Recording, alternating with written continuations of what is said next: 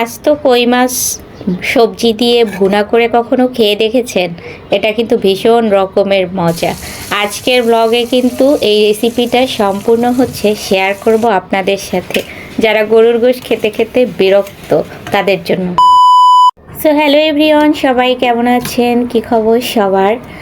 এখানে আমি অনেকগুলা কই মাছ নিয়েছি। তো এটা হচ্ছে আগে সুন্দর করে ফ্রেশ করে নিতে হবে ভালো করে।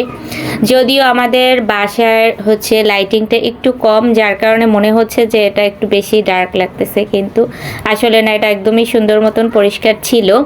তো আমি হচ্ছে কই মাছগুলোর ভিতরে মরিচ, লবণ, ধনিয়া, তারপরে হচ্ছে হলুদের গুঁড়া, এগুলো সব মিক্সড করে দেন হচ্ছে এটাকে ম্যারিনেট করে নিব। তারপরে 2 মিনিট রাখার পরে সরিষার তেল দিয়ে এগুলোকে আমি ভাজবো। আচ্ছা, ভাজতে ভাজতে আপনাদের সাথে হচ্ছে একটু গল্পও করে নেই ফাঁকে। তো সবার ঈদ কেমন কাটলো একটু বলেন তো। তারপরে হচ্ছে গরুর গোশত খেতে খেতে 3 বেলা কি বোর হয়ে যাচ্ছেন? যারা গরুর গোশত খেতে খেতে 3 বেলা একদম বিরক্ত, তারা হচ্ছে আমার মতন এরকমের কই মাছ সবজি দিয়ে ভেজে তারপরে খাবেন, দেখবেন ভালো লাগতেছে, মজা লাগতেছে। এখানে আমি পেঁয়াজ, আদা এগুলো হচ্ছে শিলপাটায় বেটে নিব। যদিও আমাদের বাসায় ব্লেন্ডার আছে, কিন্তু আমি ওটা ইউজ করলাম না। আর এখানে সবজি নিয়েছি আমি বরবটি আর আলু, শুধু দুইটাই সবজি নিয়েছি, কারণ অনেক বেশি সবজি দিলে ভালো লাগবে না।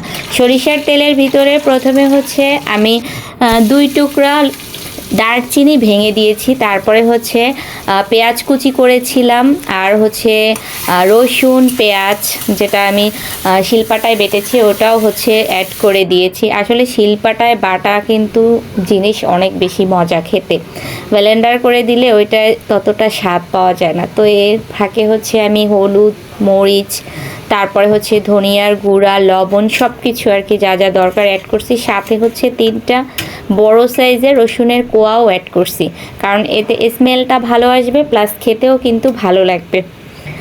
ও, আমি আদা দিতে ভুলে গেছি, ফাঁকে হচ্ছে আমি একটু আদা বেটে রেখেছিলাম, ওটাও হচ্ছে দিয়ে দিয়েছি। তারপরে হচ্ছে বরবটি আর আলু দিয়ে দিলাম। এরপর তো নাড়াচাড়া করব। আমার মতন রাঁধুনি কে কে আছেন হাত তুলেন। আমি কিন্তু শুধু যে ঘুরে বেড়াই বা হচ্ছে অন্য কাজ করি, যে রান্না করতে পারি না, তারা আমার ব্লগ ভিডিওগুলো যারা প্রতিনিয়ত দেখে তারা কিন্তু জানে আমি কিন্তু রান্নাও করতে পারি।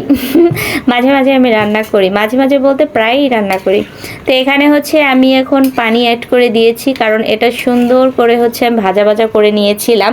পানি অ্যাড করার পরে প্রায় হচ্ছে 10 মিনিট ওয়েট করার পরে পানিটা যখন গরম হবে তখন মাছগুলো হচ্ছে এভাবে দিয়ে দিবেন।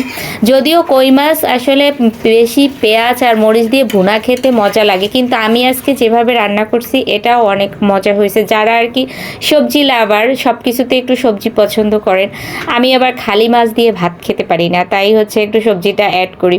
তো এই হচ্ছে কিন্তু আমার কই মাছের ফিশ ফ্রাই একদম ফাইনাল লুক, সবজি দিয়ে আর কি। আমার মনে হয়, আই হোপ এটা খেতে এত টেস্ট হয়েছে, আর আপনারা খেলে অবশ্যই বলবেন যে অনেক মজা হয়েছে, যদি আমার মতন করে রান্না করতে পারেন। এখন আমি এটা বেড়ে নিচ্ছি, আর দুপুরে এখন খাবো। তো সবাই ভালো থাকেন, সুস্থ থাকেন, আল্লাহ হাফেজ।